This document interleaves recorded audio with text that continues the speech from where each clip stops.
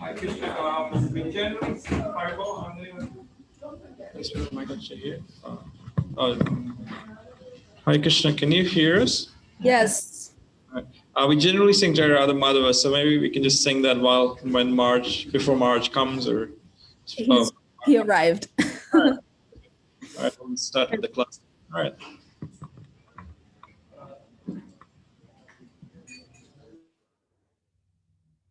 It looks like a breakfast show. They all have tables there.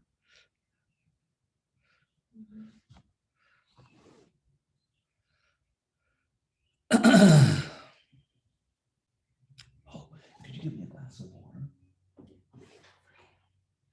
I'll just turn the video. Oh yeah, you can. Yeah, go ahead.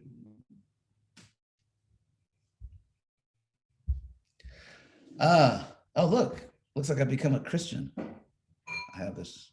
Christians put a cross on my head. That's actually because of the sun coming through the window.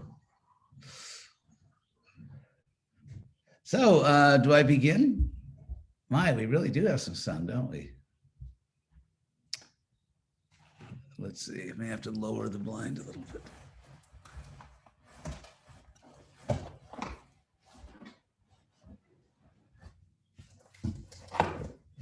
There, that's good.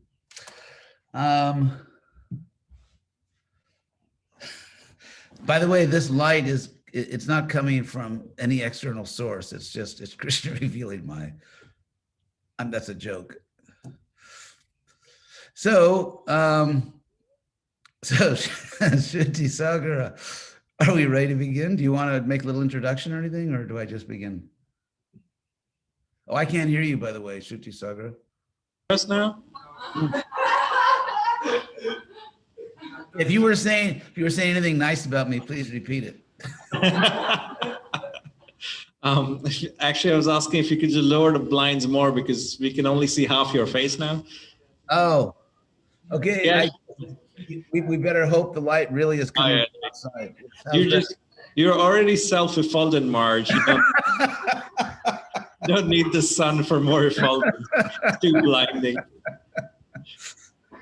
Well, His Holiness Hidana March is in town, and I didn't prepare an introduction, so I'll just wing it.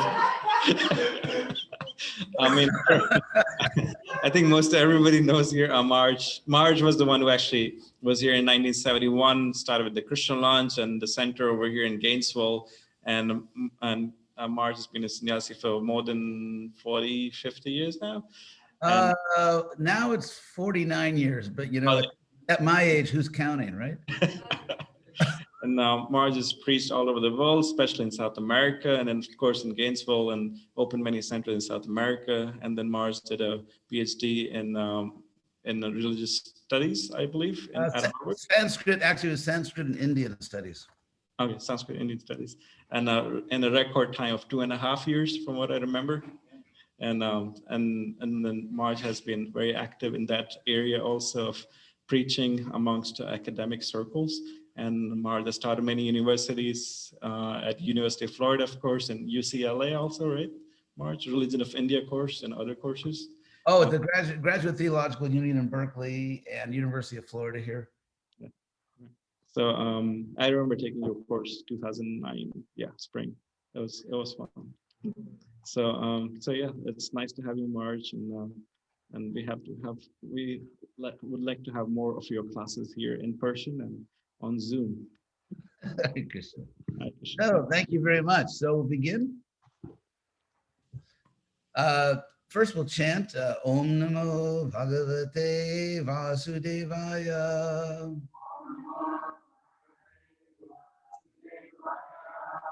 Om Namo Bhagavate Vasudevaya.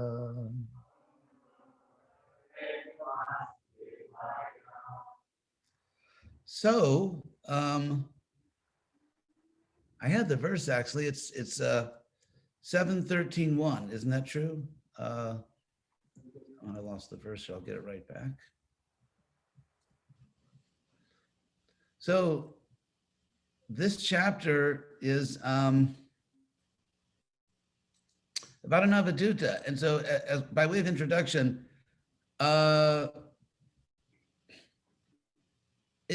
just the idea is that in general, we should give up the material world and we should embrace Krishna consciousness and ultimately go back to Godhead. That's the general idea, that human life is meant to do everything necessary to transfer oneself from the illusory world to the eternal world.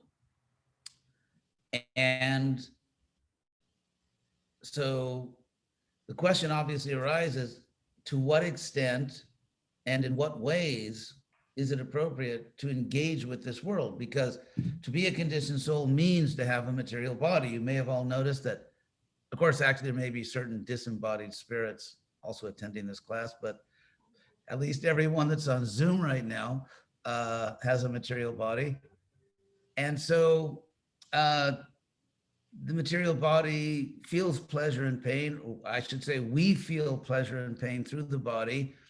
We are in this world because we're attached to it, and that because we experience the body, we experience the world through the body, and because our whole sense of somehow belonging to this world, that illusory sense of somehow belonging to this world, of somehow being, so to speak, in the real world. This is the real world, and therefore my family, that's my real family forever, or as long as we all survive. And that all these things are real, that, you know, Florida is a real place, or other places in America, or other parts of the world, other planets, the whole universe. I mean, obviously, in a sense, these are real. They really exist. We're not just imagining that we are in Gainesville, Florida. We actually are in Gainesville, Florida. However, in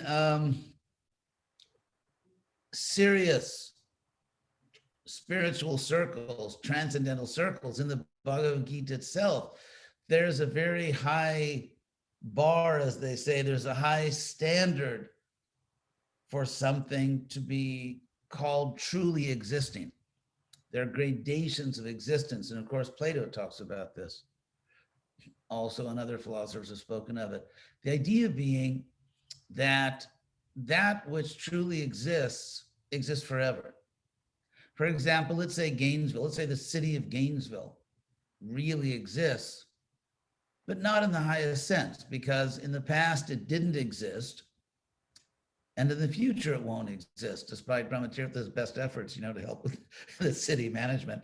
Ultimately, in the future, Gainesville won't exist, or this planet won't exist.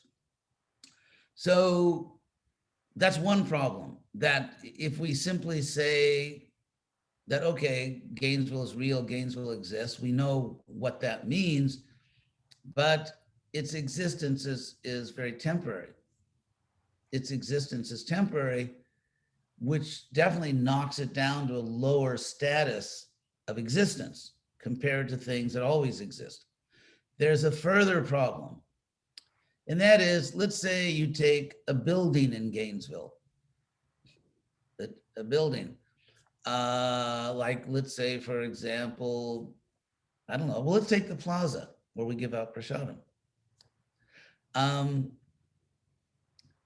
What we really have is Krishna's material energy, or any of the buildings or anything in this world. It's Krishna's material energy. And when it transforms in a particular way, we give it a name, like grass, cement, or air, or cloud, or whatever. So this, in the Bhagavatam, this is always called nama rupa, names and forms. So let's say, for example, the material energy that is now the library in the Plaza of the Americas.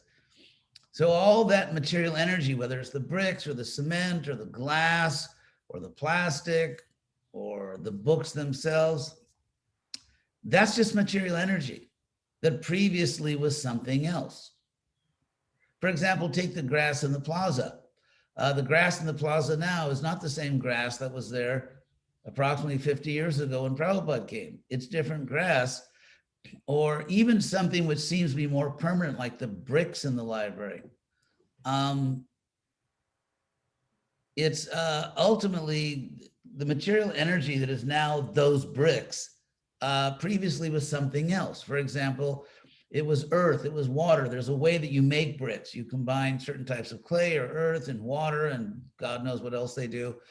And also fire is needed. And so all these other elements that we did not call a library or we didn't call bricks, they existed in some other form. They come together. And ultimately, they'll have to be replaced, or just the whole thing will be gone someday, and it will become something else. And there's the law of conservation of matter. So the energy is always there. Krishna talks about this in the Bhagavad Gita, by the way, where he says, Prakriting Purusham Chaiva Vidyanadi Bhavapi. I'll get the verse number for you. Purusham Chaiva. That's 1320. Bhagavad Gita 1320, where Krishna says, Prakriting Purusham Chaiva Vidyanadi Bhavapi. Know that both Prakriti, material energy, and Purusha, the soul, the both matter and spirit, both material energy and souls, are beginningless, anadi, ubhavapi, actually both. Ubhava means both. But vikarams cha gunangs chaiva vidhi prakriti sambhavan. But Krishna says, vikaram, the transformations, as such as the transformation of air, water, earth, and fire into a brick, or the transformation of a brick into dust, or the transformation of dust into particles in the air, or then it comes down the rain and just becomes something else. So these are transformations, and gunangs, and the qualities, because when matter is combined into, let's say, a brick, it has a certain quality. It's hard, or it's solid, or it's manufactured in a certain way, it's even, so that you can place one on top of the other. It also is made in such a way that it adheres to some type of, what do you call it, sticking element. You know, they put in cement or something that to which the brick adheres, so that bricks stay together in a permanent way. So these are all qualities. Whenever you transform matter, it has a certain quality. For example, water, let's say hot water has a certain quality that you can perceive. It's liquid, it's hot. But then if it's heated further and becomes steam, steam has a different quality.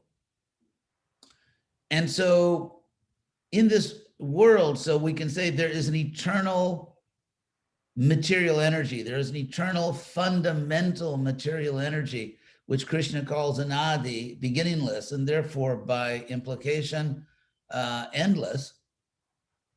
And then there's a soul, which does not transform. Now, our body transforms precisely because it's Prakriti, but you, the soul, do not transform, actually.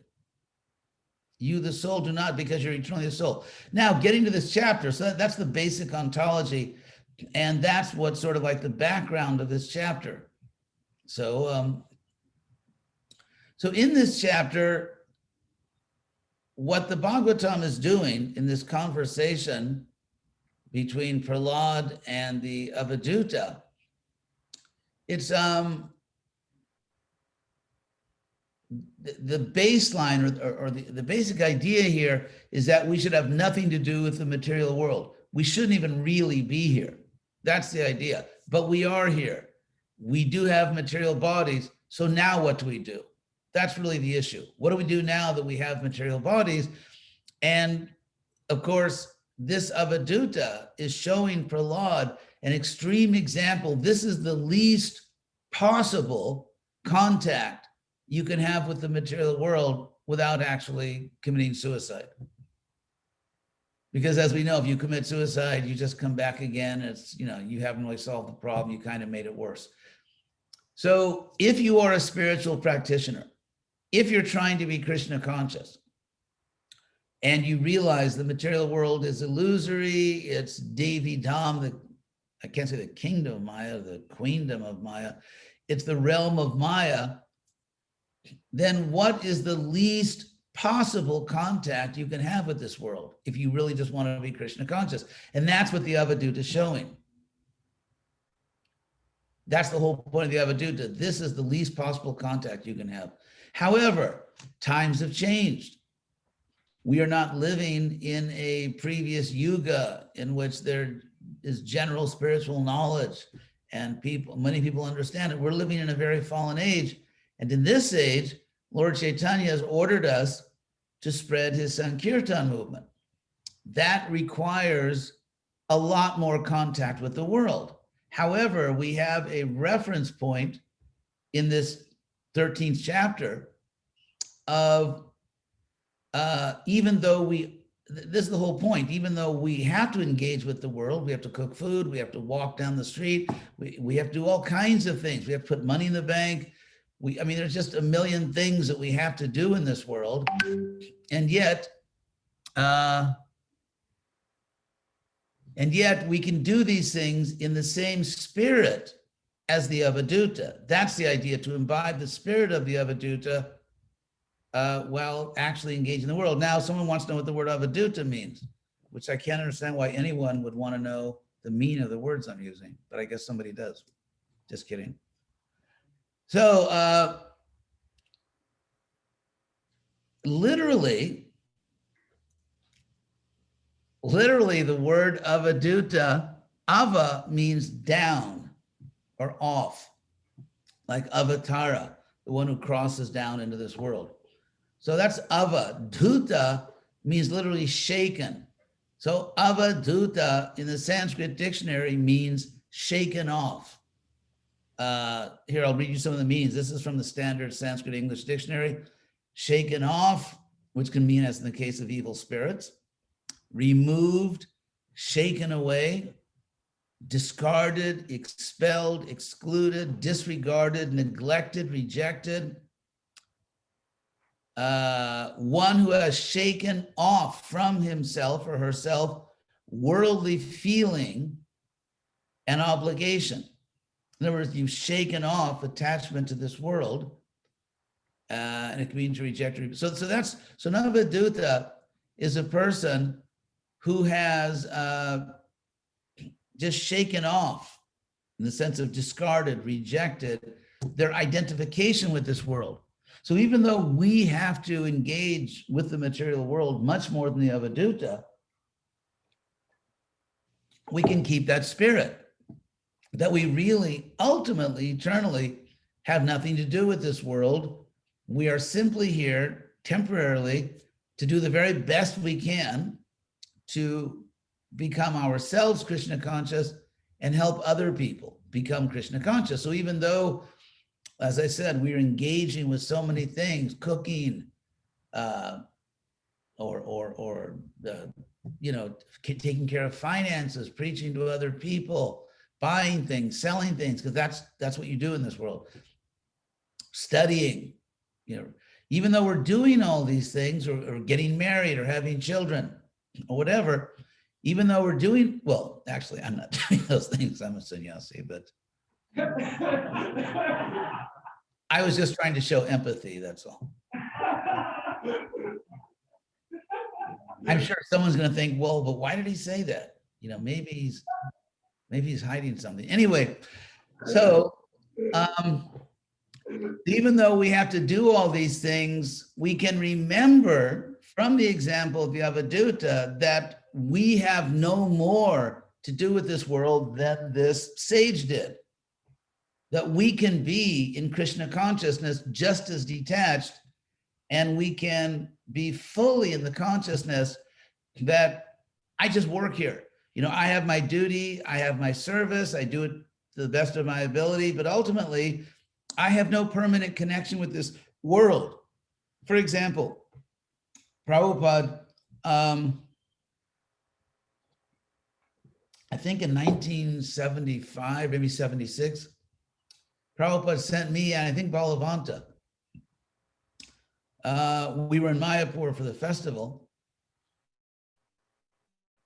and he sent us to South India, to Hyderabad, because a people in Hyderabad, their last name is Reddy.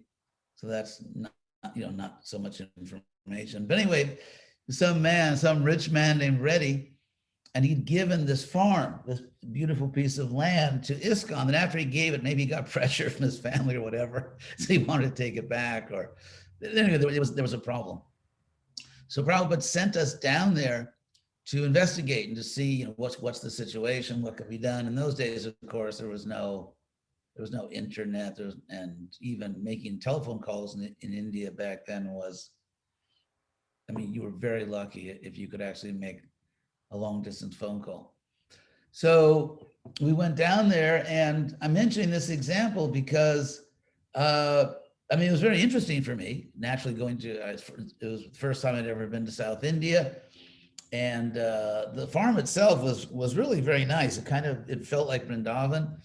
I was kind of fascinated by the land itself. I'd go for long walks, there in our land, and but I had nothing to do with it.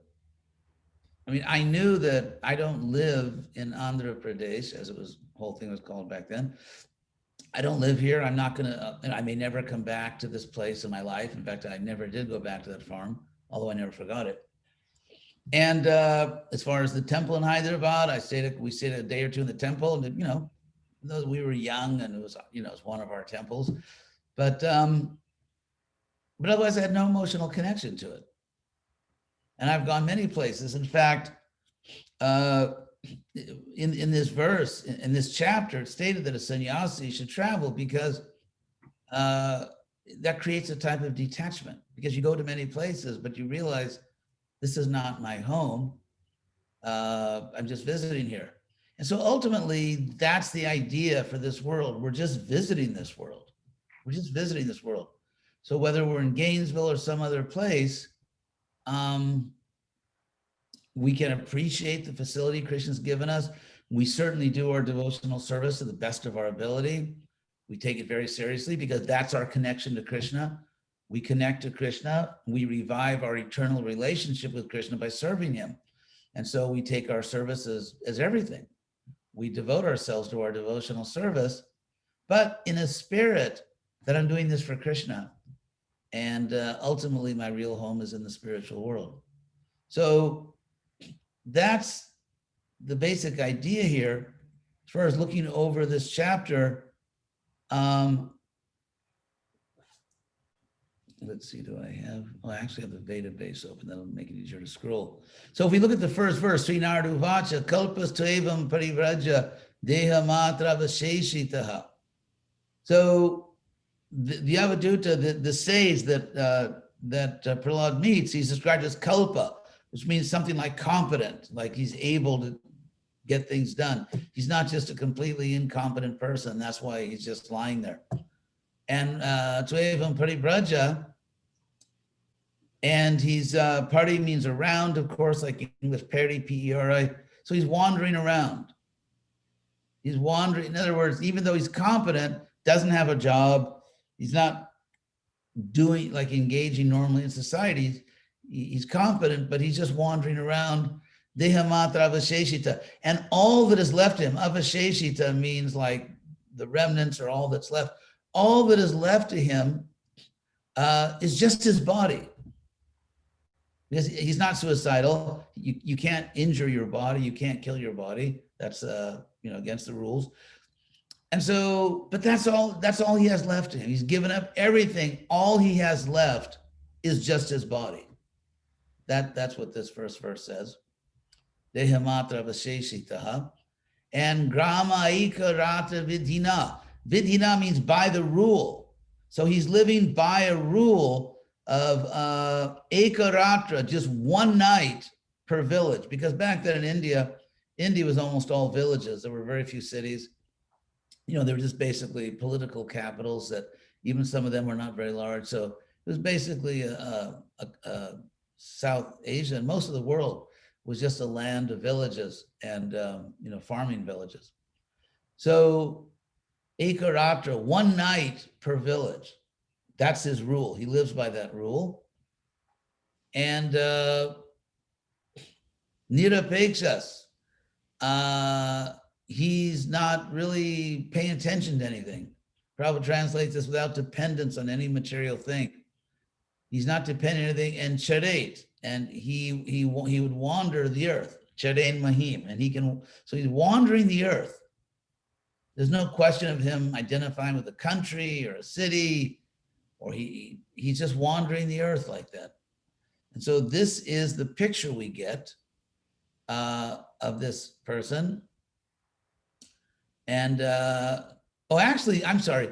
This is actually Narada Muni in this verse is describing the way a person should be. So we haven't met the Avaduta yet. So he's describing the way a person should be, but then the person that Prahlad meets fits this description perfectly.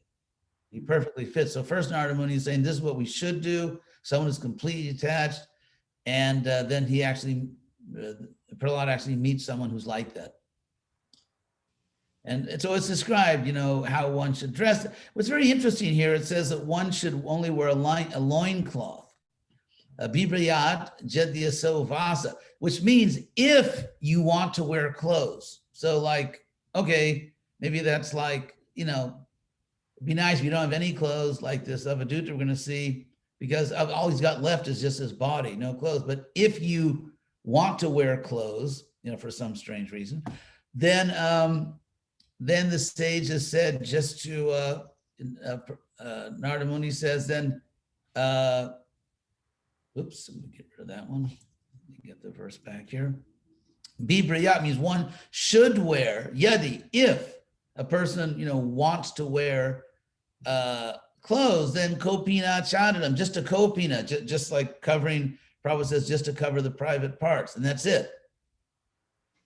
And so, obviously we can't do that nowadays. And this is another proof that the point of how should you dress in Krishna consciousness is the detail. Because here we have the Bhagavatam, our most authoritative scripture, and it says, it's great if you can just not wear anything if you're a sage. But if you have to wear something, just wear a loincloth. Now, obviously we can't do that nowadays. So this shows that all these dress prescriptions are details. They're not basic principles. Dress like this, dress like that. It's just what in a way that's practical and effective in the world you live in. So ekaiva, and one should travel alone and just beg for a little bit of food. Atmarama, satisfied in the self. Anapashraya, not taking shelter of anything but God. Sarvabhuta suhrid shanta, one should be anyway, it's a misplaced hyphen there in this edition. So one should be a well-wishing friend of every creature. Imagine what a great environment we'd have. Everyone was a well-wishing friend of every other creature. Shanta, peaceful, Narayana Parayana, and completely dedicated to the Lord, Narayana or Krishna. And Pashet Atmaniyado Vishram Pare Sadasata, one should see the Supreme Lord within everything, and see everything, including the universe, resting on the Supreme. So this is pure, advanced God consciousness, Krishna consciousness. So Narada goes on to describe all the characteristics. This is a perfect life of a fully renounced person, and always remembering that this world is governed by time. We're not here permanently. We're just in the departure lounge, waiting to go back to Godhead. So, and here literature, Nasat Shastri, she said, Jeta, one should not attach oneself even to Shastras, to so-called authoritative books, which are mundane. Because there's all kinds of books of wisdom, so-called, because Shastra, all that Shastra really, Shas means to instruct or to command. So Shastra means a book which gives you instructions, a book which has some authority to teach something. In the most general sense, the Shastra. In the higher sense, the Shastra is that which teaches the highest knowledge, a sacred Shastra. But here the word is being used. This is in verse 7. Na asat shastresha sajeta, one should not become attached to asat shastras, to mundane books of wisdom or instruction, and so on. So many instructions are being given here about how to live this completely detached life. A sannyasi, it says here, Nashisha, this is verse 8, should not become attached to or should not try to have a lot of disciples, because that's one of the temptations. Lord Chaitanya says, Nadanam Najanam Nasundarim, that I don't want wealth, Najanam, I don't want followers, I don't want to enjoy a beautiful woman. So having followers, that's one of the cheap thrills of the material world. That's one of the one of the thrills of this world is I have followers, people love me, people look up to me. That's one of the big sense gratifications of this world. And so if you're a spiritual leader, that can happen. If you're a spiritual leader and if you you're kind of good at what you're doing, you get followers, and that can become a real sense gratification. And you can be a guru who sees disciples as kind of like a collectible. Like I have more, this may sound childish, like I have so many disciples and I even have some rich disciples. Whoa, now I'm really gonna, I'm gonna live right. Because as the body gets older, one can think, who's gonna take care of me in my old age? I can't really, if I'm sick, who's gonna help me and all that? And so, and of course, these are practical things. It's not that we should be, not care at all about these things, but so even for a sannyasi, there are temptations. Power, followers, fame. So that's why these points are mentioned. And anyway, so there's so many instructions like this. And then finally in text 11, Narada Muni says, Atrapi, indeed herein, like in this context, Udaharanti mang, they tell this history. So this is like a typical language of the Bhagavatam. Udaharanti, they tell or they describe this history. Who are they? Previous sages, people that know what they're talking about. So atrapi udaharanti mang itihasam puran, they tell, this is a typical phrase in our literature, they tell this ancient history, itihasam puratanam. Praharadasya samvadam, the conversation between Prahlad or Prahlad Maharaj and Munir and a sage, Jagarasya, who was sort of living like a python, in the sense that it said pythons just sort of lie down the road, keep their mouth open and wait for something to walk into it. So this python thing is like a lifestyle where you make virtually no effort, take care of yourself, you just totally depend on God. So if you see me lying down on the grass in front of the Krishna house with my mouth open, actually you should call 911 because that's not an authorized process in the sage, but that's the idea. So then the sage basically describes his worldview, how he sees and preaches in a very interesting way all the points that Narada's already made. The sage, so Narada says, this is how a completely detached person should live, and that atrapi, indeed, in this context, udaharanti mang itihasam paratanam, they say, the previous authorities tell a story, an ancient story about this Avaduta. So that's what we get. We get Narada's instruction, then we get an example of it. We get the sage confirming everything Narada said, telling sort of a first person experience. This is what my life is like living that way. And that's essentially chapter 13. So any questions on these points?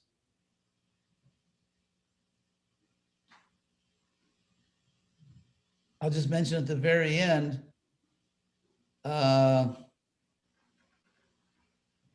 this Avaduta praises Prahlad Maharaj, and then finally Narada, the last verse of this chapter, Narada Uvacha Dharmam Paramahangsyang Vai Munig Shudva Sureshwaraha Pujidva Tata Prita Mantya Prayogriham. So that Prahlad Maharaj, having heard, Shudva, having heard about the life of a Paramahamsa, the life of a most advanced devotee, the highest platform, having heard about the Dharma, actually the Dharma, the duties, the spiritual path of a most advanced devotee, having heard this, Pujitwata, and having honored that sage, Prahlad was prita, he was very pleased, and amantriya, which means taking his leave, sort of very politely, very respectfully, begging his leave, taking his leave, amantriya, prayayo griham. He left for his own home. He went home. And so that's this chapter. So any questions on these points? Hare Krishna Maharaj, I have a question. Yes. You were talking about avadutas and how they are, while living in this world, still look at it as a lounge before taking off to the spiritual world. And my question is, what can we do on a daily basis? Because since it seems like all of our surroundings, including, like some material things like laptops, computers, networks, and even people around us seem to drag us back to quote unquote different reality or their reality. Do not want to let us go on a different platform. So what could we do on a daily basis to uplift ourselves? You should all sell your laptops and give me the money. Or if that's not practical. No, actually what we should, for example, the fact that, I'm just changing my view to gallery because I can't stand looking at a big picture of myself. So, I mean, if you were my age, you probably feel the same way. So, I mean, clearly we have to use these things. This is called Yukta Vairagya. And so just as to really go Python, so to speak, to become an avaduta it's challenging. It's not easy. You have to really, so in the same way, our challenge is not to lie down, in the middle of the street in Gainesville and wait for, I mean, obviously you'd probably be, not arrested, maybe taken to some mental health facility, but so we can't do that austerity, but to use all these things like laptops, like, advanced kitchen equipment or just cars, whatever, and yet to always see it as belonging to Krishna, to never fall into the trap of thinking this is mine. That is our challenge. So the common denominator between the Python man sounds like one of the mutants, in the like an Avenger, the Python. But our challenge, our austerity is to use these things, but always in a spirit that it all belongs to Krishna. It's like, let's say you work for the post office and they give you one of those, funny little mini trucks they drive around. Like, and so, if some person working in the postal service just says, nah, I'm done. It just drives it like, I'm going to go across the country in my little postal truck. This is my truck now. That's a crime because the person's working for the government and the cute little postal truck always looks like it's about to tip over. Those things actually belong to the government. So in the same way, our body is just like a little postal truck, Our body is a vehicle that belongs to Krishna because he made it. And so we are just driving around in our little vehicle. And whatever we possess, money in the bank or anything, property, whatever we possess, we're always in the consciousness. These things all belong to the supreme government. I'm just doing service. So that's our austerity. And to always have that consciousness, no matter how many people like us, we don't become proud. No matter how many people dislike us or mistreat us, we don't go crazy. No matter how much opulence Krishna gives us for service, we never identify with it. Even if we're lacking something, We just accept this as Krishna's arrangement for now. So in all circumstances, just like in the wedding vow, what do they say? And how do they say that? In happiness, and what do they say? Like, whether worse in sickness and in health. Yes, exactly. So, just like in the wedding vow, which, I guess some people still take seriously, the idea is that you're making a lifetime commitment to another person. And so Krishna consciousness is an eternal commitment to our most intimate friend, the person who is literally making us exist, God. And so whatever Krishna gives us or doesn't give us, our pleasure is not coming from that external stuff. Our pleasure is coming from our loving relationship with Krishna and knowing that somehow or other, I'm doing what Krishna wants me to do. I'm trying to please him. That's the source of our happiness. And if you are experiencing that spiritual happiness, then you won't be too upset or too kind of materially exhilarated because of the kind of paraphernalia you've got right now. So that's really the test of Krishna consciousness. What is the source of your happiness? Is it your loving relationship with Krishna? I mean, imagine a bad marriage. Let's say a man marries a woman, and either the man or the woman loves material things more than their partner. So if you can't give me lots of money, I'm going to divorce you. So obviously that's not the noblest way to get married. Of course, it also doesn't justify your partner being a lazy bum and having to live in a dangerous neighborhood and eat unhealthy food because you married a lazy bum. So, that's the other extreme. But still, it's that commitment to Krishna that should be giving us pleasure. So any other question? Yes, back there in the peanut gallery. Hare Krishna Raj, thank you for very inspiring points. I'm wondering about this, the Vedic system of sannyas that's laid out here. It seems to be very mechanical. Like the detachment is a result of just not, if you don't stop anywhere, then you're not going to be detached. You're not going to get attached. So it's sort of like forced on the sannyasi by external circumstances, almost detachment. And so I'm wondering, how does that external kind of mechanical lifestyle lead to real renunciation? Because it seems a higher principle that you could stay in one place and still not be attached. A very interesting question.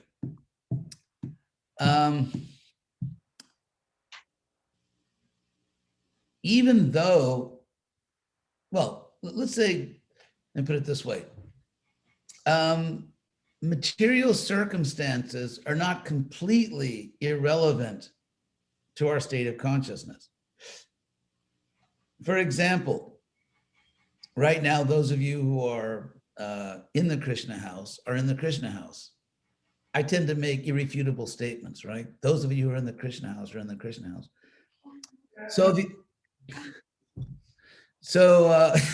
I speak very definitively. Anyway, so the idea is the whole purpose of having a community and associating together as far as as much as you can, especially in the modern circumstances. But why have a community? Because it's favorable for Krishna consciousness. So certain, you could say, external configurations or situations are favorable for Krishna consciousness.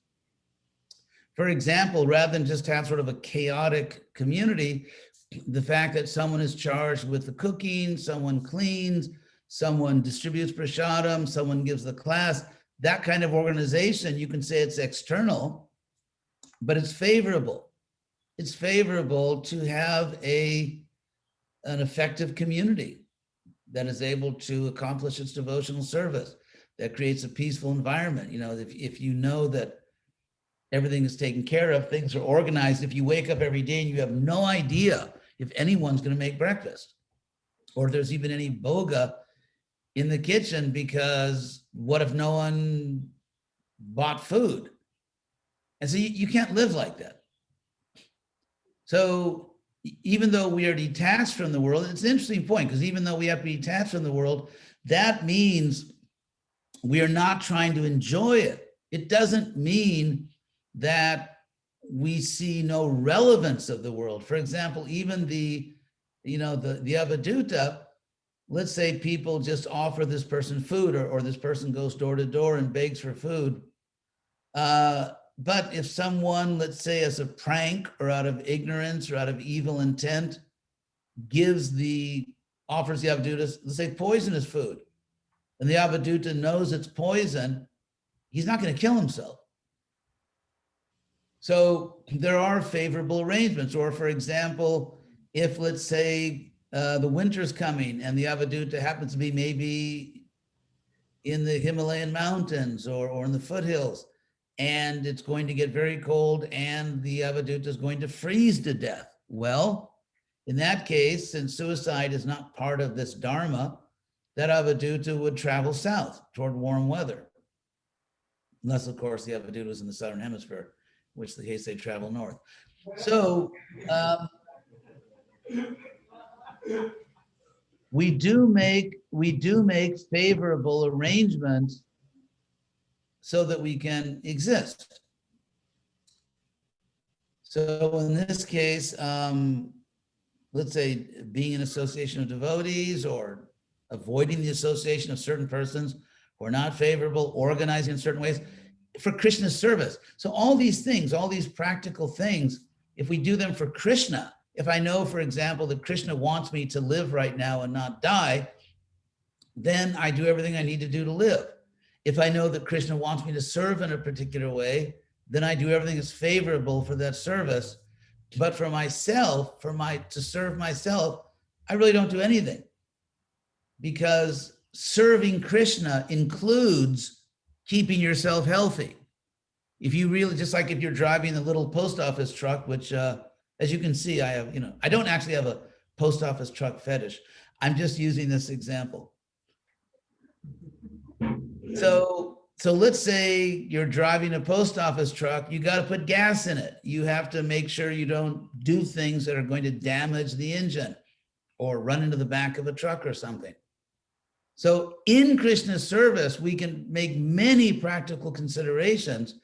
And if I'm fixed in this understanding that I'm serving Krishna, I'm actually not doing anything for myself, because serving Krishna includes keeping healthy, having a happy life, treating other people appropriately, having appropriate relationships. Everything that I would need to do for my happiness is already there in Krishna's service. There's no need to make an extra effort or to have a private part of my life which is not for Krishna.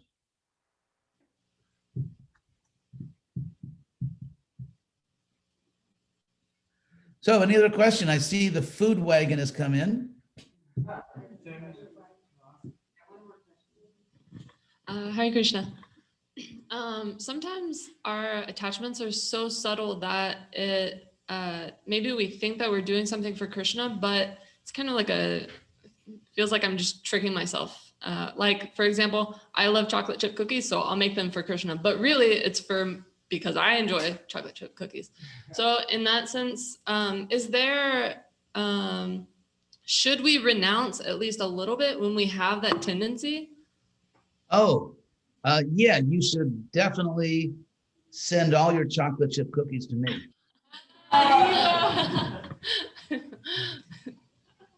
So, what Krishna says in the Bhagavad Gita is that yuktahara viharasya, yukta chestasya karmasu, that in all of our normal human activities, he also says, don't sleep too much or too little, don't eat too much or too little. And so in order to keep yourself just, I would say, emotionally stable and physically healthy, we do give a certain amount of pleasure, innocent pleasure, to the body. For example, if Prabhupada if devotees brought his lunch and it was cooked badly, he really didn't like it. And he really didn't like it, not only because he wanted to eat tasty food, because it was a sign the disciples were just, really being foolish. And also having a certain amount of bodily satisfaction in a way that's not sinful. Like, let's say, like my mother, to paraphrase her, if that's the worst thing you ever do, eating chocolate chip cookies, you'll be a great devotee. So the idea is that too much austerity is not favorable for Krishna. I have a material body. This material body has momentum. It's like if, let's say you're driving down the interstate, let's say you're going, 70 miles an hour, and you suddenly realize you're going the wrong direction. Actually, one time at New Ramanreti, we were inviting professors there in the early 80s for dialogues, and there was one devotee, nice devotee, very spaced out. So he was driving a professor. He was driving a professor back to Tampa. He was a philosophy professor at the University of South Florida. And he was talking so much, this devotee, he was very glib. He actually got on the northbound ramp, he went, and he was almost at the border with Georgia before he figured out he was going the wrong way. But anyway, so we have to be practical for Krishna. And Krishna says in the Gita, giving your body certain, enough food or the right kind of food, enough rest. Krishna says, yuktahara viharasya. You need recreation, but in moderately. We need downtime. We need to relax. We need to just, even Prabhupada, sometimes he would relax and he would joke. Prabhupada used to tell me jokes when I was secretary, Indian jokes. So the real point here is the moderation, that you accept just enough recreation and what we call, just relaxing, maybe joking, eating prasadam that you really like, just enough to keep yourself jolly, as Prabhupada used to say, keep yourself happy, but not so much that it just becomes a type of, like a real material attachment or addiction or a distraction. So that's the moderation. Too much austerity is just as dangerous as too much sense gratification. And that's what Prabhupada himself, when he started his first center in New York, he used to cook sumptuous feasts because he knew he had to wean these people off, the wrong food. Prabhupada himself took pleasure. It's in the Lilamrita when they were opening the San Francisco temple, and about, maybe an hour, maybe less, 45 minutes north of San Francisco, there's a beach called Stimson Beach, as if any sane person would actually swim in the cold waters of Northern California. But anyway, the devotees were young, and so they were, and it said that Prabhupada was sitting there on the beach, enjoying the scene, seeing his disciples happy, playing in the water, swimming. It made him very happy. And so Krishna conscious life is not an artificial, dry, stern life. It's a life of happiness, of loving friendship, of, eating nice prasadam, of engaging in devotional service according to our nature. It's a happy, natural life, but we do everything for Krishna. We do everything, we take care of our bodies in moderation. We avoid sinful activities, and we happily go back to Godhead.